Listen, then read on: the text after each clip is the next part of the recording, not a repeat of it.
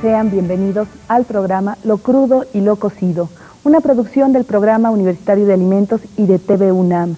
Hoy tenemos el tema Biotecnología, el futuro, hoy.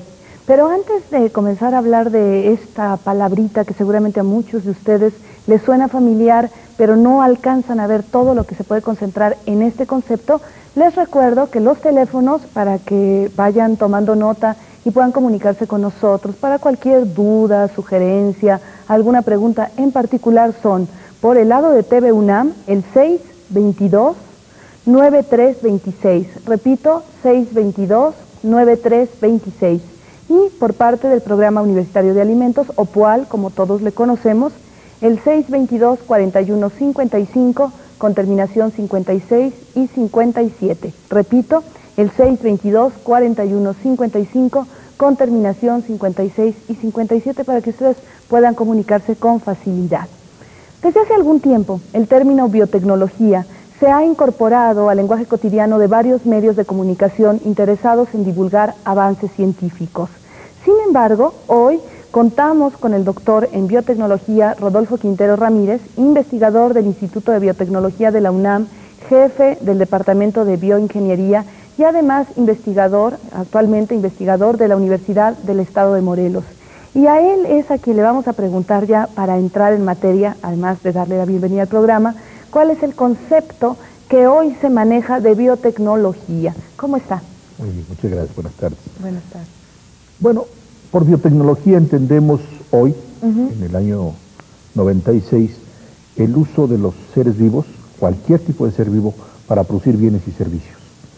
Es un concepto que también hoy día se usa con más frecuencia porque tiene que ver con muchas de las actividades humanas en la producción de medicamentos, en la remediación del ambiente, en la producción de alimentos, en la agricultura, en la producción de productos químicos, en la producción de energía. Entonces es un término donde hemos aprendido a utilizar a los seres vivos para que produzcan lo que el humano desea que produzcan. De acuerdo, bueno, ya tenemos aquí una primera definición. Vamos a ver qué nos tiene preparado el equipo de producción en la cápsula de hoy y ya vamos a regresar para empezar a hacerle preguntas más concretas y más especializadas al doctor. Adelante. El futuro no está predeterminado, es función del pasado, pero es también, y sobre todo, voluntad. El futuro es hoy y somos nosotros, y por tanto, será en mucho lo que deseemos que sea. Nacional e internacionalmente existen tres áreas: la electrónica, los nuevos materiales y la biotecnología, que son consideradas semillas de tiempo que germinarán y nos beneficiarán solo en la medida en que actuemos inteligentemente. En el área de la biotecnología, que es de la que trataremos en este espacio, la Universidad Nacional Autónoma de México ha actuado inteligentemente al crear en 1991 el Instituto de Biotecnología y promover desde ahí la investigación de excelencia académica y de frontera para desarrollar la biotecnología moderna y formar los recursos humanos especializados. De acuerdo con estudios prospectivos de la biotecnología en México, su aplicación tiene un gran futuro en los sectores agropecuario, alimentario, de combate a la contaminación, químico, químico-farmacéutico y de la salud. La biotecnología nos sugiere el futuro, pero también nos recuerda el pasado remoto en que se inició el uso de microorganismos vivos no patógenos para elaborar productos de la fermentación, tan cotidianos como el pan, el queso y los vinos, por solo citar algunos. Hoy, la biotecnología nos lleva a pensar en las múltiples áreas de la ciencia que intervienen para generar nuevos productos alimentarios, para mejorar la productividad y, en general, para satisfacer la creciente demanda de alimentos. Pero también nos lleva a pensar en la seguridad de su uso, tanto para los seres humanos que hoy gozamos de sus beneficios, como para las generaciones futuras y, por supuesto, para el medio ambiente del que formamos parte. Doctor Quintero, Las primeras frases de la cápsula fueron tomadas del prefacio, el libro Prospectiva de la Biotecnología en México, una compilación que estuvo a su cargo. Este prefacio, escrito por el doctor Antonio Alonso, hace referencia al futuro que es hoy, frase que por cierto hoy identifica la universidad, pero también a un futuro que depende de la inteligencia y la voluntad del país. De sus instituciones de investigación, de la industria, a 10 años de publicado este libro, ¿cuál es el papel de la biotecnología en nuestro país? Yo diría que la biotecnología en los últimos 10 años, desde el punto de vista académico, ha avanzado enormemente en México. Y también no tengo ninguna duda para decir que México es el líder académico en el área de la biotecnología, por lo menos en América Latina. Ajá. Sin embargo, desde el punto de vista de la aplicación de estas metodologías para producir bienes y servicios, en ese sentido sí, la biotecnología solamente ha tenido un desarrollo mediano o marginal en algunas áreas de nuestro país. Eso quiere decir, yo por ahí tenía notado que es en 1991 cuando se crea el departamento, el Instituto de Biotecnología en la universidad. Sí, el instituto en el año 91 se convierte en instituto, de acuerdo. Pero fue creado en 1982 como centro de investigación en ingeniería genética y biotecnología, y del 82 al 91 como parte de la universidad éramos centro, y en el 91 fuimos evaluados y se consideró que podríamos pasar a ser instituto. De acuerdo. Pero tenemos ya una vida cercana a los 15 años. Y en ese rubro es en el que vamos a decir que sí ha crecido mucho México como país, sí, como investigador. Pero usted nos hablaba, cuando le pedí que tratara de esclarecer para todos los que no estamos del todo enterados, qué es el término biotecnología, nos hablaba de servicios muy concretos. Específicamente en eso, lo que es el Instituto de Biotecnología de la universidad, ¿a qué se está dedicando? ¿Cómo se divide? Bueno, en el instituto nosotros tenemos como principal actividad trabajar con el material genético de los diferentes seres vivos. Y usted me decía también que estos seres vivos hay que identificarlos. Bueno, los seres vivos pueden ser las bacterias que no podemos ver, las levaduras, pero también pueden ser las plantas vegetales o los animales como las vacas o las células humanas. Cualquier ser vivo es por lo que entendemos por organismo vivo, y hoy día cualquiera lo podemos ver en la biotecnología. Todos los seres vivos tienen material genético, que es donde está codificada la información que les permite procesar las materias que están en el medio ambiente y poder crecer, y en algunos casos producir sustancias que pueden ser de interés humano o que pueden no serlo. Por ejemplo, en esta mesa yo veo aquí vino, y este vino, por lo menos el alcohol del vino, ha sido producido por la fermentación de los azúcares por levadura. Veo queso, y ese queso seguramente se formó por la acción de una enzima que producen algunas bacterias, que hace que se precipite la proteína de la leche que da origen al queso. O en el pan usamos la levadura, que es la que produce un gas, el CO2, que es lo que hace que el pan se infle, y lo hemos utilizado. Estos son productos ya muy conocidos, pero por ejemplo, si se puede enfocar ese tomate, hoy día los biotecnólogos hemos logrado producir un tomate que tarde en aguadarse semanas. Sí, que tenga una vida más larga, de manera no artificial, porque estamos hablando de seres vivos que son los que están conservando. Sí, le voy a explicar rápidamente cómo consiste. Cuando yo tengo un tomate inmadura, hay una enzima que produce internamente el tomate que empieza a cortar los tejidos del tomate, y eso hace que se aguade. ¿De acuerdo? Y por eso se pone en frío, y se trata de que y después de unos cuantos días el tomate de todas maneras pierde su consistencia. Los biotecnólogos hemos logrado impedir que se produzca esa enzima, y por lo tanto el tomate puede tardar varias semanas sin aguadarse y sin necesidad de estar en frío. Ese es uno de los ejemplos más novedosos. Y ya estamos hablando de un fruto o de una de uso diario como es el jitomate. ¿Y cuál sería la línea de investigación que está comprometida con esto concreto que es la alimentación? Bueno, en el instituto, como usted me preguntaba, nosotros, insisto, trabajamos con el material genético y tenemos varias líneas de investigación. Algunas tienen un propósito estrictamente básico de entender cómo se procesa la información genética en los diferentes seres vivos. Nosotros trabajamos principalmente con bacterias, con diferentes tipos de bacterias. Ahora, hay un grupo dentro del instituto que tenemos una orientación más aplicada, más a tomar este conocimiento y acercarlo hacia los problemas más prácticos. Y el ejemplo que mejor le puedo indicar es el uso de las enzimas para modificar los alimentos. Ya mencioné la enzima que se utiliza para producir el queso, que es la renina, pero también en el pan o en las galletas hay enzimas que modifican los almidones, digamos, del trigo. Sí. Y se usan entonces en la manufactura de galletas. Estas enzimas se llaman amilasas, que son producidas por bacterias o por hongos. Se las adicionamos. Estos cortan el almidón y hacen que la textura del pan sea más suave, más modulable. Otros ejemplos, y es algo en lo que trabajamos en el instituto. Sí. En otras áreas que trabajamos también en nuestro instituto es en la producción de los alimentos. No tanto en sí en la transformación de ellos, sino en su producción. Y una de las áreas de más interés para nosotros es en lo que llamamos plantas transgénicas.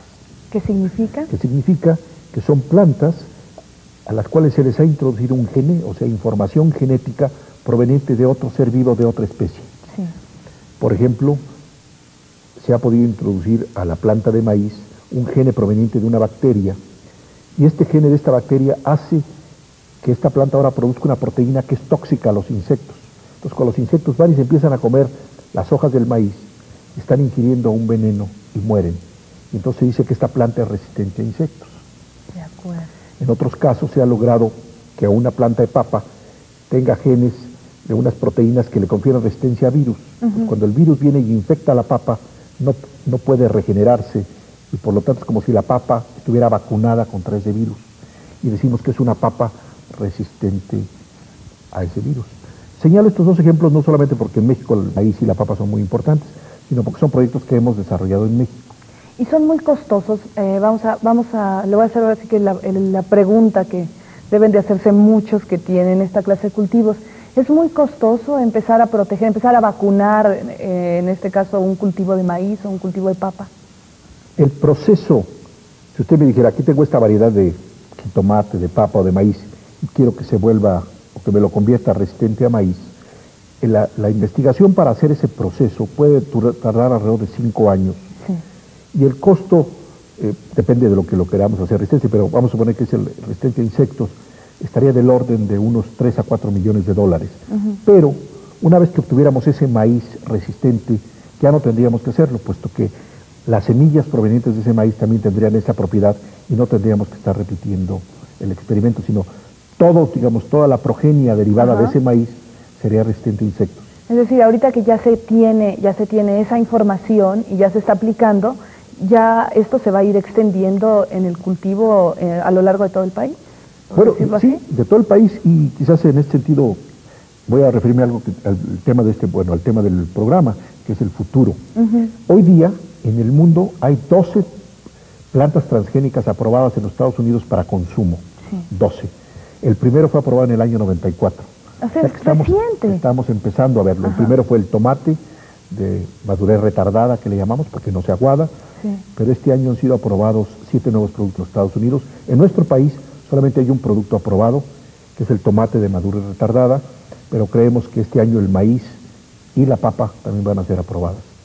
Quiere decir que en los años próximos nosotros y nuestro público va a estar comiendo este tipo de nuevos alimentos, en el sentido de que son plantas que han sido transformadas para tener alguna característica que les dé, pues, que aumente la productividad o que aumente la calidad de los productos. Una vida más amplia y al mismo tiempo menor de desuso, ¿no? Menor de tirar. Le voy a decir rápidamente los principales áreas en que se trabaja. Primero, hacer que las plantas sean resistentes a las plagas, ya sea insectos, virus, hongos. Sí. Entonces va a aumentar la productividad en el campo. Pero otras personas están trabajando en modificar los productos, por ejemplo, en el caso de la canola, de la colza, que es una planta generadora de aceites para consumo humano y para consumo industrial. Se ha podido modificar la composición de los aceites. Entonces ahora vamos a poder generar plantas de colza que sean dirigidas estrictamente al humano o dirigidas al sector industrial.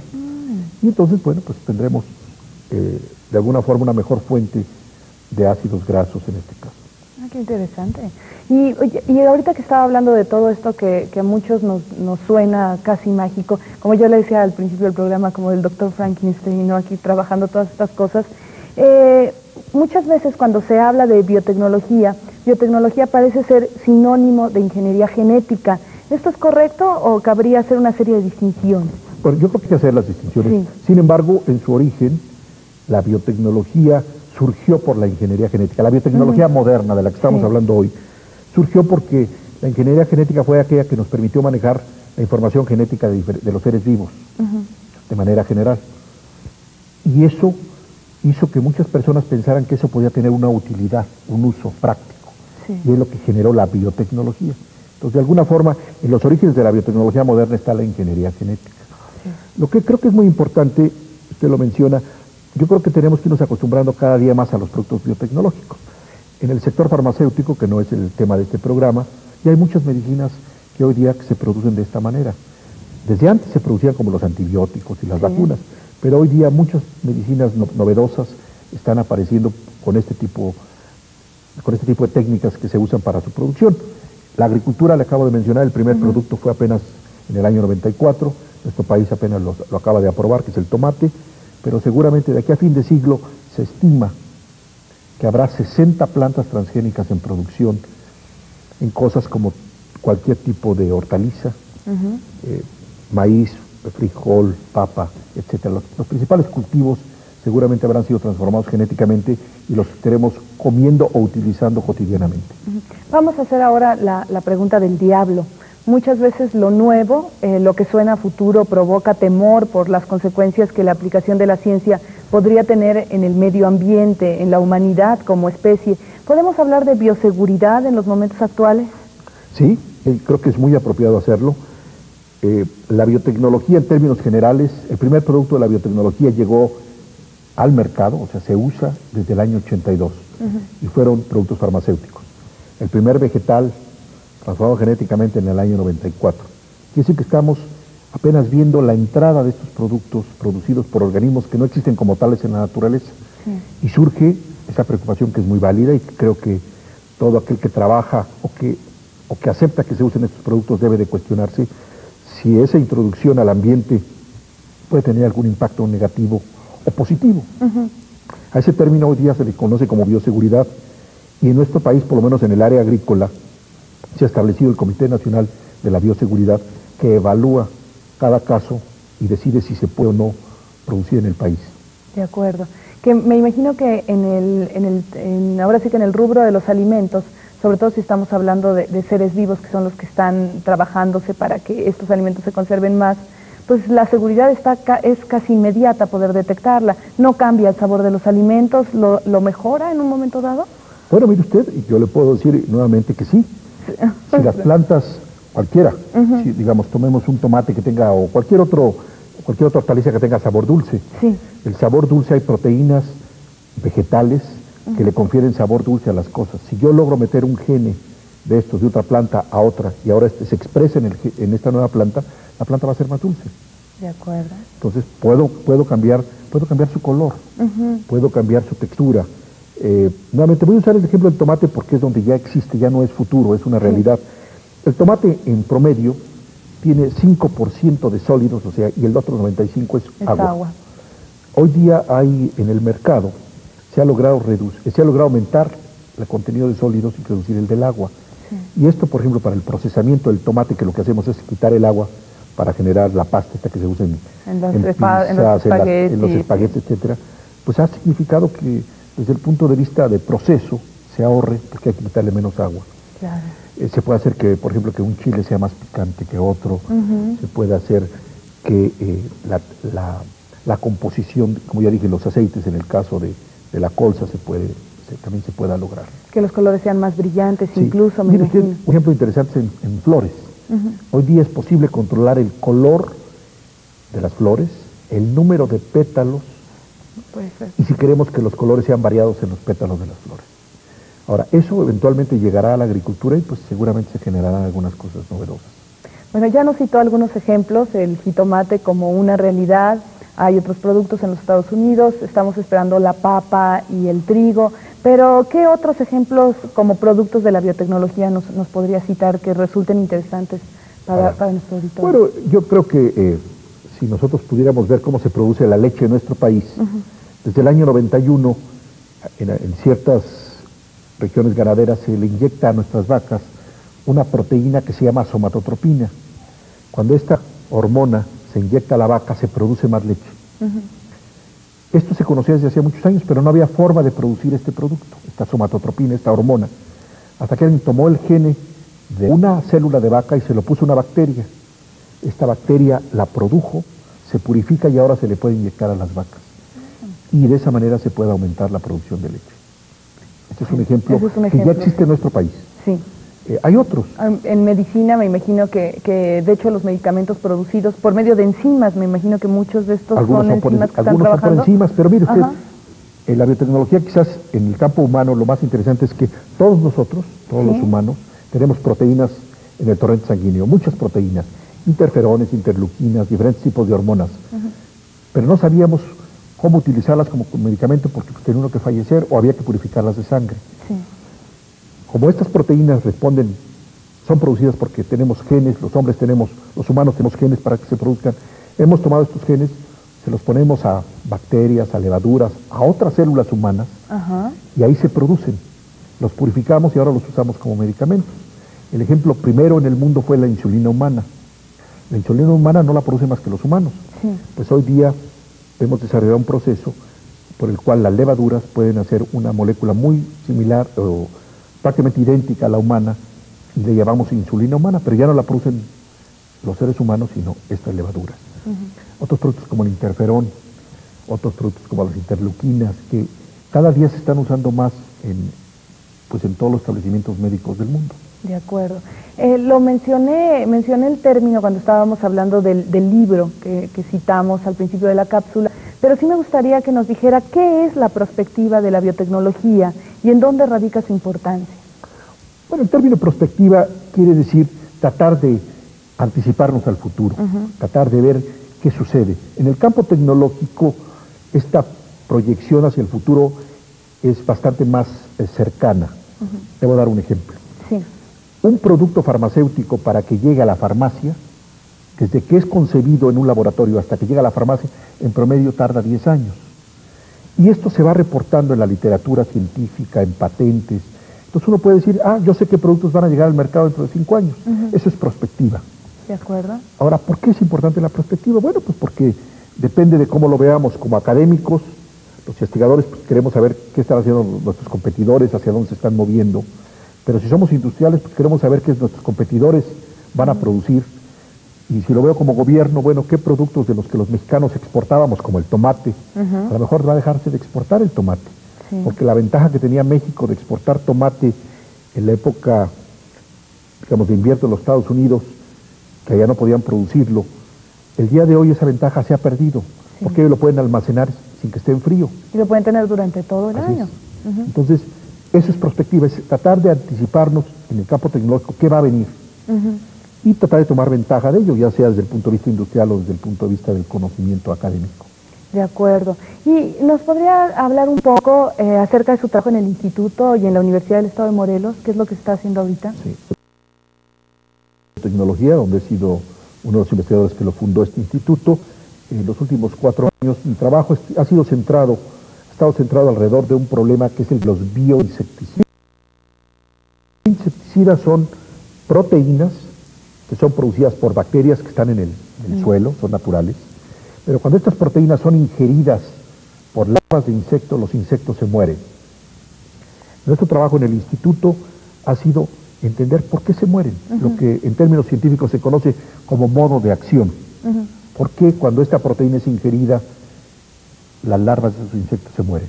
Y nosotros hemos hecho algunas aportaciones, creo yo, bastante fundamentales en entender este problema a nivel internacional. Sabemos que estas proteínas se disuelven en el intestino medio, reconocen un receptor y le crean un boquete en el intestino de los insectos, y por eso se mueren. Ese es mi trabajo en el instituto. Hemos encontrado algunos genes nuevos en el mundo que nosotros hemos sido los primeros que los hemos descubierto, y yo diría que tenemos un equipo multidisciplinario. Porque, ¿es grande el equipo? Bueno, mire usted, mi trabajo directamente, mi grupo de trabajo, digamos, somos unas 12 personas, pero colaboramos con varios otros investigadores, porque esto del modo de acción que yo le acabo de decir tan rápidamente requiere de muchas técnicas, y nos hemos tenido que asociar con otros investigadores del propio instituto y del extranjero para poderlo trabajar.